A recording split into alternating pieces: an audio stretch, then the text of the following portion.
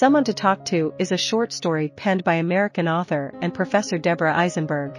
Initially published in The New Yorker in 1993, the narrative follows pianist Aaron Shapiro, who, after a painful breakup, travels to an unnamed Latin American country to perform in a concert. However, upon arrival, he discovers that the concert's organizers are linked to the country's authoritarian regime, placing Aaron in a moral dilemma. Eisenberg included this story in her 1997 collection Around Atlantis. The story commences with Aaron's girlfriend of long, Caroline, revealing that she's leaving him for an ex-boyfriend named Jim. She departs the apartment they've shared for 6 years, expressing ongoing care for Aaron. Left devastated, Aaron's sole companion now is Caroline's cat, Lady Chatterley, as Jim is allergic to cats. The narrative then shifts to a shabby hotel room in an unspecified Latin American nation. Aaron wakes up, reflecting on Caroline and the sequence of events that brought him to this place. Once a rising star in the world of classical music, Aaron never realized what appeared to be his destiny. Lately, he's resorted to giving piano lessons to children to make ends meet.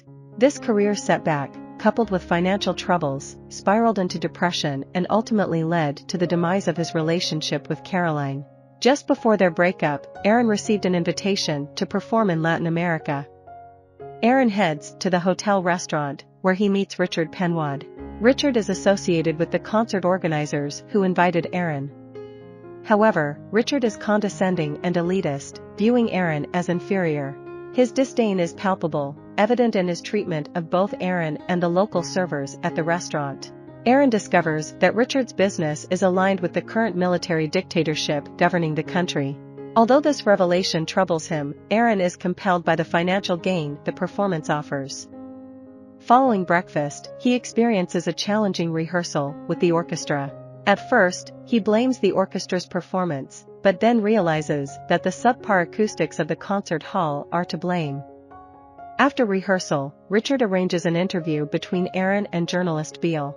Beale, however, monopolizes the conversation with his own stories and opinions about the country, particularly its mistreatment of the indigenous people. As the interview progresses, Beale becomes increasingly intoxicated and confrontational toward Aaron. The next day, Aaron embarks on a city tour. Although he's slated to join Richard for a similar tour later, Aaron can't bear the idea of spending more time with him than necessary.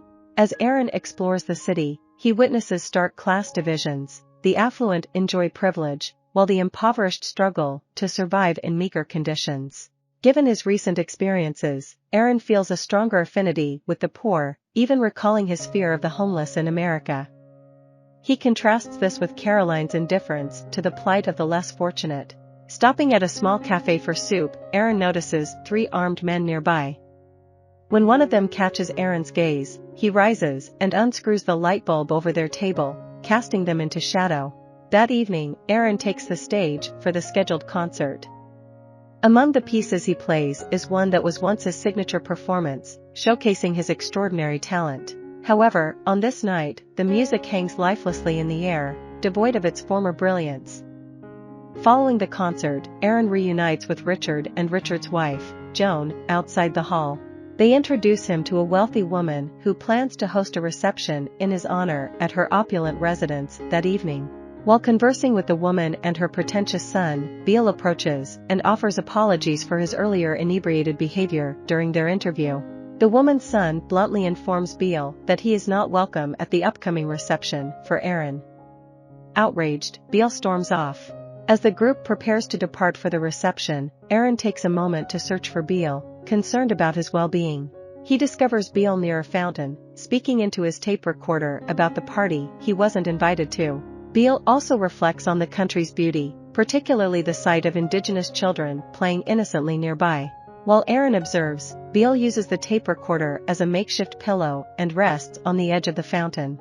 I hope you enjoyed this video. Leave a like if you did and be sure to subscribe. Thank you.